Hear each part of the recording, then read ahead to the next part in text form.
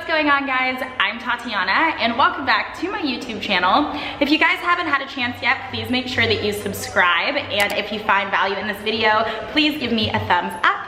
Today we are talking about 10 reasons why you might not be losing weight. Some of these reasons might seem really clear to you, and some of them might be something that you haven't thought of before. So take that into consideration and let's get started.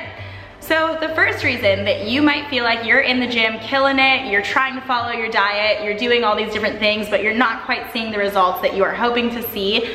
This one might seem a little bit clearer, but we gotta talk about it, guys, and that is consistency. So reason number one that you might not be losing weight is because you haven't been consistent yet.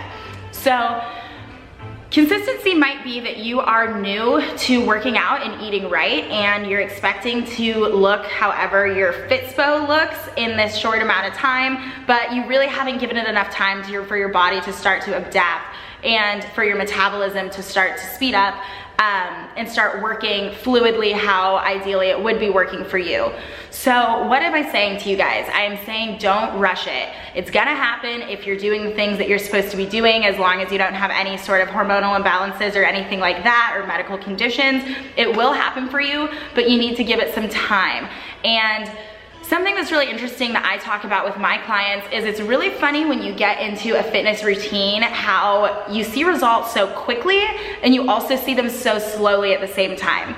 With the women that I work with, I'll discuss with them how within like a 2-week period, you can see results in yourself in terms of your wind and your stamina. That usually takes like 2 weeks to start seeing improvements in terms of your strength, in terms of your energy, in terms of your attitude. You might see results after the first workout. You'll start getting that serotonin and dopamine and extra burst where you already start feeling changes within yourself. So those results will come really quick. But then in terms of the physical, sometimes it takes a little bit, like a couple months to start to see stuff start to move, because if you've been stagnant for so long and you're suddenly doing all these things, your body has to recognize that this is a permanent thing for you, and it has to start acting as so, instead of the last 20 to 30 years of you not really doing much and now you're going after it. It's gonna take a little bit of time. So don't rush yourself, don't rush your journey, don't get upset about it. Think about it in the way that you are starting to work out because you love your body and you appreciate it and you want to show it through treating it healthily, more so than that you have to work out because you're trying to lose weight. So be patient. Okay, reason number two you might not be seeing changes in your weight is the big one, and I know it's also the toughest one, and this is your diet. There can be so many reasons within your diet why you're not seeing the changes that you are wanting, and we're gonna talk about a couple of them right now. So, reason number one, we've already went over this, so I'm just gonna kind of skim over it, and if you want more information about it, I have a video that I'll link down here, which talks about ways that I recommend getting started with a nutrition diet. So I'll link that video down here, but reason number one, of course, is that you're not in a calorie deficit. I know we've talked about this, so essentially you're eating too much. You're eating more calories than you're exerting in the day, which of course is gonna make that weight go up and you're not gonna see the changes. But however, also within your diet, there's a lot of other reasons that might be kind of throwing you off. And one of those reasons is you following somebody else's diet. So that's something that we see a lot now with social media, and everyone has decided that they are a fitness and nutrition expert. So take consideration to who you're listening to. If somebody is a registered dietitian or a nutritionist, obviously you're gonna want to follow their recommendations a bit more than an Instagram model who shows just what her body or his body looks like versus the knowledge behind it. So you want to be focusing on a diet that's right for you.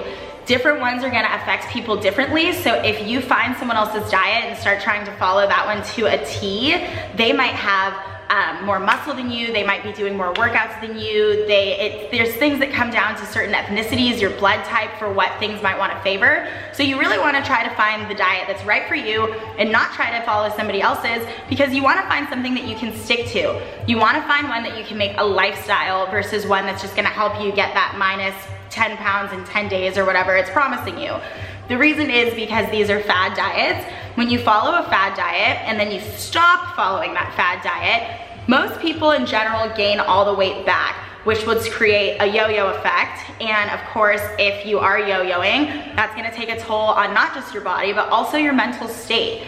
So the reason that you yo-yo is because your body becomes accustomed to the diet that you're following, and then as soon as you stop, unless it's something you can do forever, it's gonna start getting back to where it was before. So that's something that you really wanna take into consideration. Okay, so the next things that we're gonna talk about still have to do with diet. These are two separate reasons, but I'm just gonna lump them together right now. And that is that you're A, under eating, or B, using meal replacements. So when you are under eating for a prolonged period of time, it can be really, really stressful on your body and your physical state, and your body will plateau, and it'll drop your maintenance calories down, which is gonna make it a lot harder for you to lose weight. I'm gonna try to explain this where it can make sense. So this is just like a really basic description of what happens, but essentially if you're somebody and your TDEE, let's say, is 2,000 calories, and TDEE is total daily energy expenditure, so that's how many calories per day it's gonna take you to maintain what your weight is. Say that it's 2,000, but you've been eating like 1,300 calories for a very, very long period of time. Your body's gonna adapt to that, and it'll bring that maintenance down to the 1,300 calories. So now when you wanna lose weight, because like we discussed, you need to be in a calorie deficit, eating less than it takes to maintain, you're gonna have to be eating less than 1,300 calories for your body to lose weight. So when you get to that point, you can start seeing that there's nowhere to go. There's nowhere for you to cut. You're not gonna drop them to 900 calories or something like that, because that's extremely unhealthy. So when you get into that state, what are you gonna do? You can only go back up, and you can only build your calories up. So this is when you wanna consider a reverse diet, which I'll make an entirely different video about. But essentially a reverse diet is slowly building your calories back up to maintenance or above. So let's say over a period of time, you can take them to 2,200 calories. That way when you decide that you need to cut again, you can cut right below there, say 1,800, and maybe you start losing weight at 1,800 instead. When you're in that prolonged period of under eating, it really messes with your different hormones, and the ones that specifically are used to burn body fat start to slow and to regress, and that just results in you holding weight. The next one that we're gonna talk about is that you might be using meal replacements or supplements instead of actual food. You guys, I cannot stress enough how much real food is necessary. Meal replacements really destroy your gut flora, okay? And like I've talked about before on my Instagram, your gut houses 90% of your serotonin. Your gut is obviously where digestion takes place. Your gut is where nutrient absorption takes place. If you're using these replacers, there's things like sugar, alcohol, stuff like that where, oops. Okay, we're back. So there's things in there like sugar, alcohol, and different stuff where it's not gonna get absorbed in your body, so that's why you're not getting those calories from eating it, but it's still in you and it's not healthy, okay? Things like diet soda, 0 sugar, 0 calorie, all of those ones you really wanna stay away from.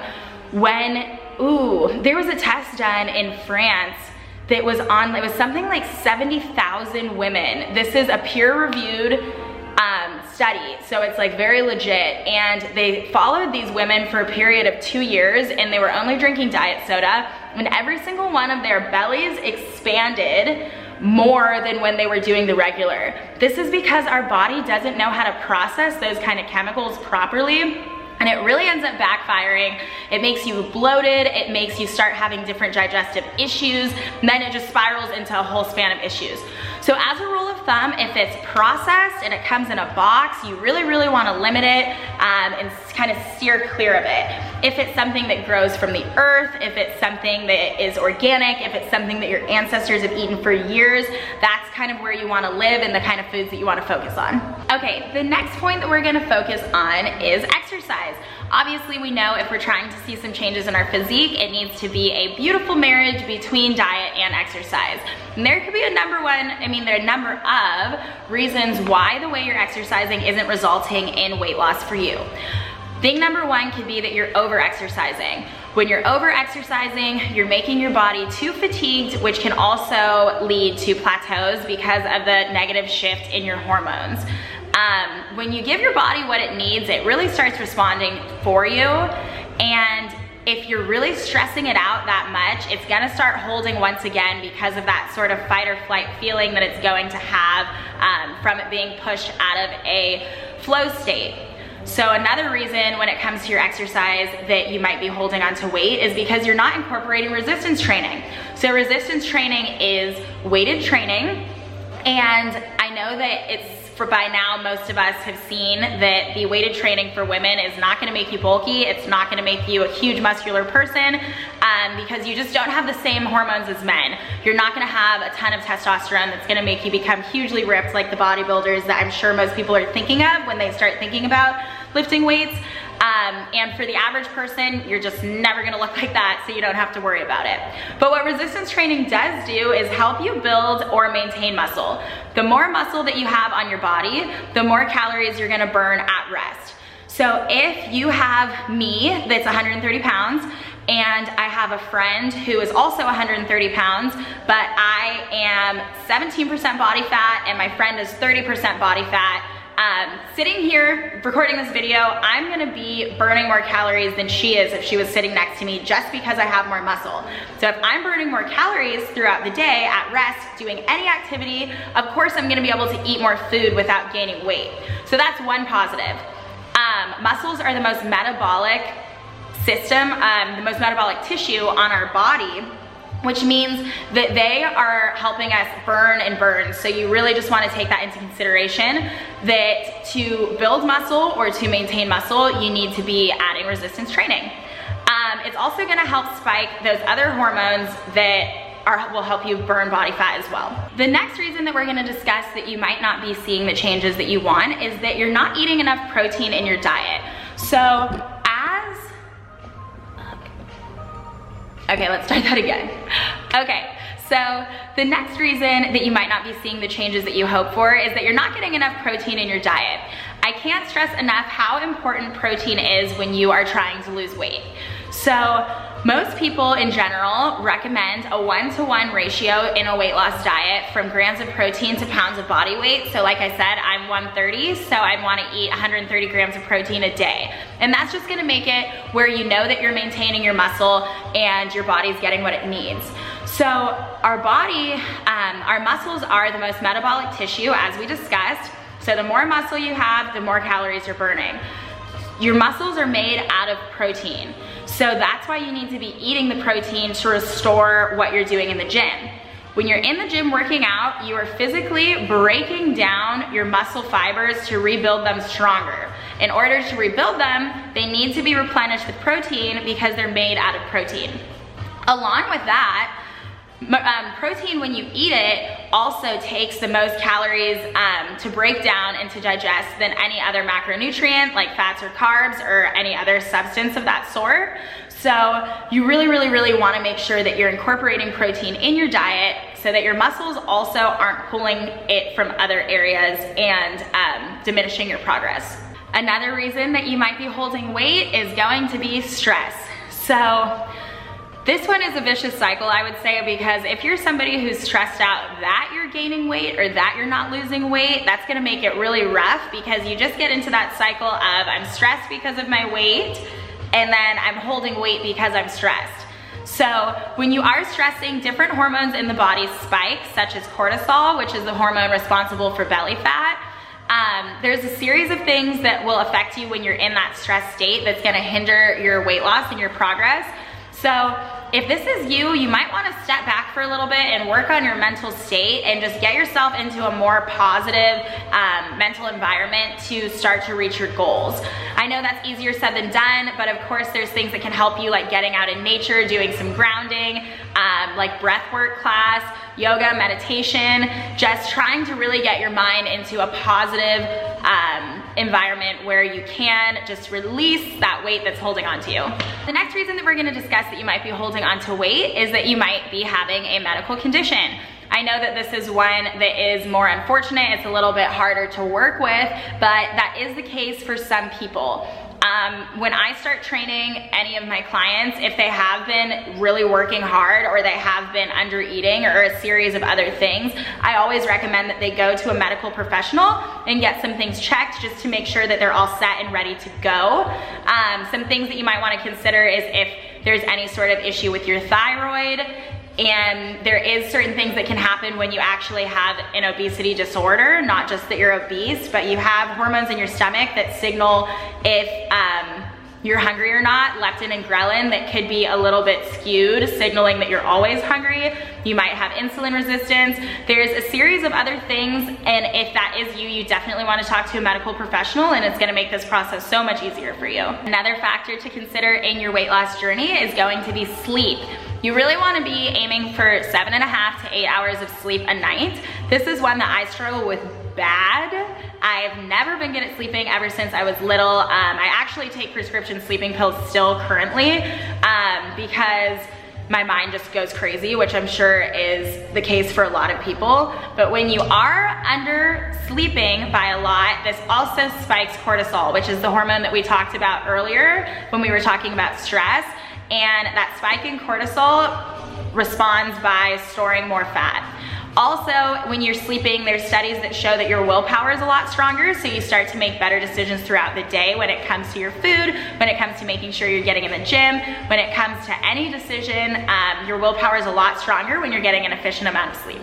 The last reason that we are gonna talk about when it comes to your weight loss journey that you need to consider is that you're properly hydrated. So water, water, water. Water is a part of every single cell, tissue, anything, organ in your body, and it's also involved in every chemical reaction that we do. So you could assume that it's extremely important.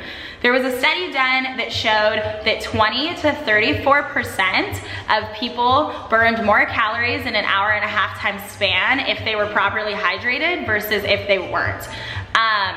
So, you know, I mean, just carry around a reusable water bottle with you, and in general, most people want to try to drink their weight in fluid ounces of water. That was the initial recommendation. Now people are saying that you can get away with less than that. You just want to drink as long as you're not thirsty, but I try to aim for around a gallon. Honestly, it's kind of hard for me to get to that sometimes, but you just want to be mindful of your water intake and make sure that you're staying hydrated. Something that we brushed over a little bit is also a huge thing to pay attention to when you're trying to lose weight, and that is drinking your calories. Please do me a favor and hop on Google and Google how many calories and how much sugar is in any standard Starbucks drink, Jamba Juice drink, the drinks that you get in the store. Really focus on water because you can spike your calories like crazy based off of drinking.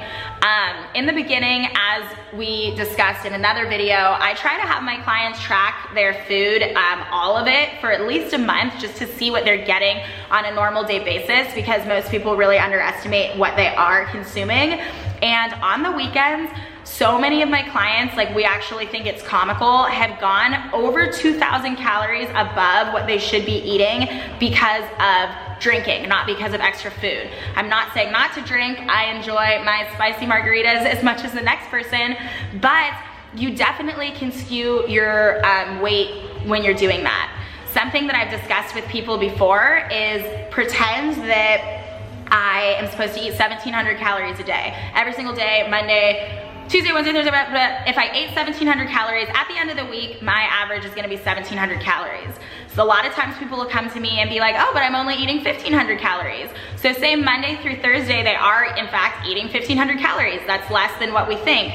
Then on the weekend, something will happen where they go upwards of 3,000 or so. When you take the average of that for the whole week, it's gonna be much higher than 1,700. So you really wanna consider what you're drinking as calories, and of course, in most drinks, the calories are mostly coming from sugar, which is something else to consider. Okay guys, I hope that you found that helpful. Thank you so much for watching, and start incorporating those things in your week right now if you're somebody who is focusing on weight loss as one of your current goals. If you have any ideas for a video or anything that you want to know about, as always, please drop a comment and let me know, or feel free to send me a DM on Instagram. Thank you.